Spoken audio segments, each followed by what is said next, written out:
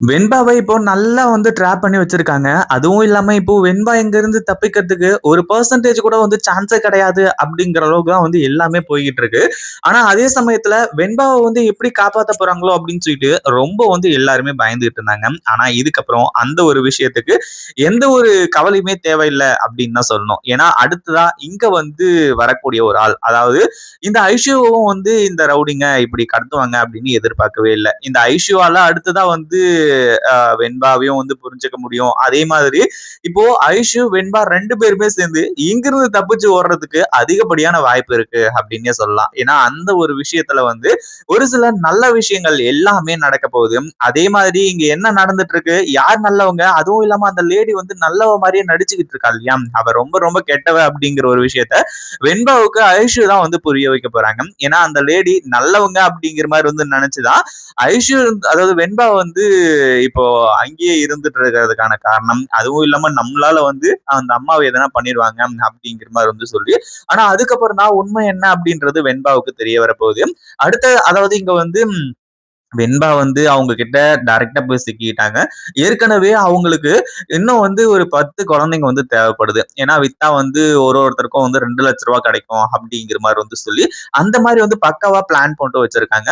அதே மாதிரி இப்போ நம்ம விஜயும் மல்லியும் வெண்பாவை எந்த அளவுக்கு தேடிட்டு இருக்காங்க அப்படிங்கறதெல்லாம் நல்லாவே தெரியும். ஒரு பக்கம் கமிஷனர் ஆபீஸ்லயும் கம்ப்ளைண்ட் கொடுத்திருந்தாங்க. அந்த ஒரு விஷயமும் இப்போ போயிட்டு இருக்கு. எப்படியாச்சும் வெண்பாவை கண்டுபிடிச்சிடலாம் அப்படிங்கிற மாதிரி சொல்லி எல்லா பக்கமே இப்போ தேடிக்கிட்டு இருக்காங்க. அதே மாதிரி நம்ம தீபனும் வெண்பா காணாம போன ஒரு விஷயத்துல ரொம்ப தீவிரமா தான் இருந்துட்டு இருந்தாங்க. ஆனா இந்த தீபிகா தான் அந்த ஒரு வேலையை செஞ்சிருப்பா முதல்ல. அதாவது கிட்னாப் பண்ணதே அவதான் இல்லையா, அப்படி இருக்கும்போது அந்த வேலையை செஞ்சிருப்பா அப்படிங்கிற மாதிரி சொல்லி இவங்க கொஞ்சம் கூட எதிர்பார்க்கவே இல்லை அப்படின்னு தான் சொல்லணும். இப்ப அடுத்த கட்டமா என்ன ஆகுது அப்படின்னு பாத்தீங்கன்னா, இவங்க 3 பேரும், அதாவது ஐஷு, அடுத்ததான் தீபிகா மேடம், இந்த தீபன், இவங்க எல்லாருமே வெளியே கிளம்பிக்கிட்டு இருக்காங்க. அந்த ஒரு டைம்ல தான் இப்போ ஐஷு கடத்தப்படுறது. இந்த ஒரு விஷயத்த அவங்க 2 பேருமே எதிர்பார்க்கவே இல்ல. எல்லா இடத்துலயுமே தேடி பார்க்கறாங்க. எங்கேயுமே ஐஷு கிடைக்கவே இல்ல. என்ன பண்றதுன்னு தீபிகாவுக்கு ஒண்ணுமே புரியல. என்னதான் தீபிகா போலீஸா இருந்தாலுமே சரி, இன்ஸ்பெக்டரா இருந்தாலும் சரி, ஐஷுவை பொறுத்த அளவுக்கு அம்மா. அதுவும் இல்லாம தாய் பாசம் இப்பதான் ரொம்ப பொங்கிட்டு வருது. அதுவும் இல்லாம இப்போ ஐஷுவை காணோம் அப்படிங்கிற மாதிரி சொல்லி ஓன்னு சொல்லி ஒப்பாரி வைக்க ஆரம்பிச்சாங்க. கண்டிப்பா இந்த ஒரு விஷயத்த எதிர்பார்க்கவே இல்லை அப்படின்னு தான் சொல்லணும். அதுவும் இல்லாம இப்போ ஐஷு இல்லாம நான் உயிரோடவே இருக்க மாட்டேன், என் ஐஷுவை கண்டுபிடிச்சு கொடுங்க அப்படிங்கிற மாதிரி சொல்லி தீபன் கிட்ட அப்படியே கதறிக்கிட்டு இருக்காங்க.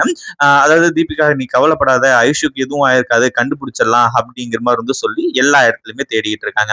இப்போ என்ன ஆச்சு அப்படின்னா, ஒரு பக்கம் இந்த ஐஷு கடத்தின ரவுடிங்க, அதாவது கார்ல தனியா உட்கார்ந்துட்டு இருக்கிறத பார்த்த உடனே கடத்திட்டாங்க. கடத்திட்டு நேரா கொண்டு போய் வெண்பா இருக்கக்கூடிய இடத்துல விடாம வேற இடத்துல விடுறாங்க. அதாவது வெண்பாவுக்கு உண்மையிலேயே என்ன ஏது அப்படிங்கிறது தெரியாது. ஏன்னா ரவுடிங்க கடத்திருக்காங்க, நம்மள மட்டும் இல்ல அந்த அம்மாவையும் கடத்திருக்காங்க அப்படிங்கிற மாதிரி சொல்லி நினைச்சுக்கிட்டு இருக்காங்க.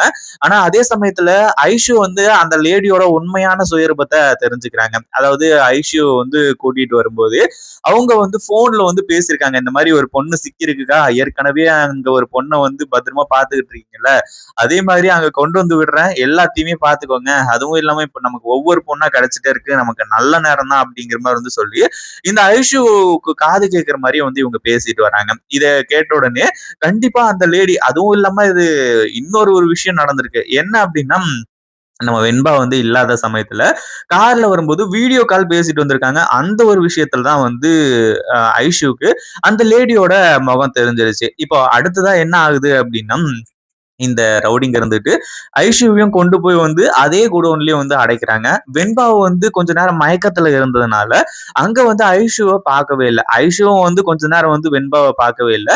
அதுக்கப்புறம் தான் உண்மை என்ன அப்படிங்கிற ஒரு விஷயம் தெரிய வருது. அதுவும் இல்லாம ஐஷு அந்த லேடியை பார்த்து பயங்கரமா ஷாக் ஆகுறாங்க. அதுவும் அந்த லேடி வெண்பா கிட்ட நல்லவ மாதிரியே நடிக்கிறது, அதே மாதிரி ஐஷு கிட்டயும் நல்லவ மாதிரியே பேசுறது, இது எல்லாமே ஐஷுக்கு மிகப்பெரிய அதிர்ச்சியா இருந்துட்டு இருந்துச்சு. அதே சமயத்துல இப்போ அந்த லேடி இல்லாத நேரமா பார்த்து வெண்பாவுக்கு வந்து சைகை பண்ண ஆரம்பிச்சுறாங்க. அதே மாதிரி வெண்பா வந்துட்டு கண் முழிச்சதுக்கு அப்புறமா ஐஷு நீ இங்க என்ன பண்ற அப்படிங்கிற மாதிரி வந்து சொல்லி வெண்பா வந்து கேக்குறாங்க. அதே மாதிரி அதாவது வெண்பா வந்து சொல்றாங்க இந்த மாதிரி என்ன வந்து கடத்திட்டாங்க அப்படிங்கிற மாதிரி வந்து சொல்லி, அதே மாதிரி இப்போ அடுத்ததான் வந்து ஐஷுவும் என்னையும் கடத்திட்டு வந்துட்டாங்க. ஆனா இங்க ஒரு லேடி இருக்காங்கல்ல, அவங்க வந்து நல்லவங்களே வந்து கிடையாது, அவங்க நல்லவங்க மாதிரி நடிக்கிறாங்க, அவங்களும் இந்த கூட்டத்துல ஒரு ஆள் தான் அப்படிங்கிற மாதிரி வந்து சொல்லிட்டு இருக்காங்க. ஆனா ஆரம்பத்துல ஐஷு வந்து வெண்பா கிட்ட எதுவுமே பேசல, செம்ம கோவத்துல வந்து இருக்காங்க. ஏன்னா வெண்பா வந்து இந்த மாதிரி பண்ணிட்டாங்க அப்படி இப்படின்ற மாதிரி வந்து சொல்லி. ஆனா அதே சமயத்துல இப்போ வெண்பா வந்து எல்லாத்தையுமே பேசி புரிய வைக்கிறாங்க, 2 பேரும் வந்து புரிஞ்சுக்கிறாங்க. அதே சமயத்துல இப்போ இந்த லேடி யாரு என்ன ஏது அப்படிங்கிற ஒரு விஷயத்த வந்து ஐஷு வந்து சொல்லும்போது வெண்பாவுக்கு செம்ம ஷாக்கிங்கா இருந்துச்சு. அதுவும் இல்லாம ஐஷு இங்க இருந்து நம்ம எப்படியாச்சும் வந்து தப்பிச்சு போயிடலாம், நீ கவலைப்படாத, நீ வந்து அழாத, எல்லாமே வந்து நல்லபடியா நடக்கும், அவங்க நல்லவங்கன்னு நினைச்சுதான் நான் இங்க இருந்தேன், ஆனா அவங்க இவங்க இவ்வளவு கெட்டவங்களா இருப்பாங்க அப்படின்னு சொல்லிட்டு நான் கொஞ்சம் கூட எதிர்பார்க்கவே இல்லை. அதே மாதிரி என் மல்லி அம்மா எல்லாம் வந்து சும்மா விட மாட்டாங்க, கண்டிப்பா வந்து நம்ம இருக்கக்கூடிய இடத்த தேடி கண்டுபிடிச்சு வந்துருவாங்க, நான் எப்படி தைரியமா இருக்கணும் அதே மாதிரி நீயும் தைரியமா இரு அப்படிங்கிற மாதிரி வந்து சொல்றாங்க. அதுக்கப்புறம் தான் வந்து இப்போ வந்து இந்த ஐஷு சொல்றது, என் மம்மியும் வந்து இன்ஸ்பெக்டர் தான், அவங்களும் என்ன எல்லா இடத்துலயும் தேடுவாங்க, அப்படி இப்படின்ற மாதிரி வந்து சொல்லிட்டு இருக்காங்க. இப்ப எல்லாமே ஓரளவுக்கு ஓகே. அதுவும் இல்லாம இப்போ வெண்பா மட்டும் காணாம போல, ஐஷுவும் காணாம போயிருக்காங்க அப்படின்னும் போது ஐஷு வந்து இன்ஸ்பெக்டரோட பொண்ணு, அதாவது சாதாரண ஒரு மனுஷனோட பொண்ணுன்னா போலீஸ் கொஞ்சம் பொறுமையா வேலை செய்யும்.